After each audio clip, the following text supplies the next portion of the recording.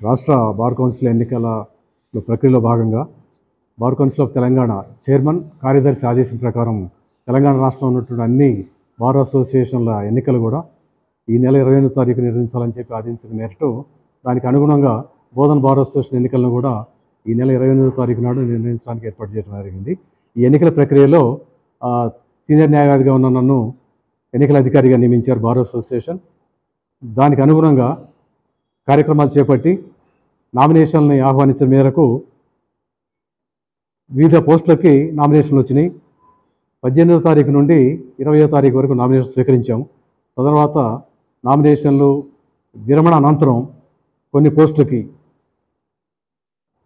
ఉపాధ్యక్షుడు, joint secretary, library secretary, కోశాధికారి ఈ పోస్టులకి ఒకే నామినేషన్ రావడంతో వాటిని గడువు ముగిసిన తర్వాత యునానిమస్గా ఎన్నికైనట్టు వాటిని ప్రకటించడం జరిగింది.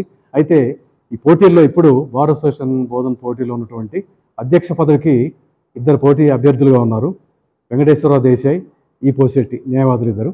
అదేవిధంగా ప్రధాన కార్యదర్శి పోస్టుకి ఎస్ఎస్ఆర్ కోటీశ్వరరావు, ఎన్ ఈశ్వర్లు పోటీలో ఉన్నారు. ఈ 2 పోస్టులు మాత్రమే పోటీలు జరుగుతున్నాయి. ఎన్నిక ప్రక్రియ ఈ నెల 28వ తారీఖు ఉదయం 10 గంటల నుండి 2 గంటల వరకు ఎన్నిక నిర్వహిస్తాం. విరామం అనంతరం 3 గంటలకు కౌంటింగ్ ప్రారంభమవుతుంది. కౌంటింగ్ ఫలితాలు వెలువడిన వెంటనే ఈ యొక్క విజేతలు ప్రకటించడం జరుగుతుంది.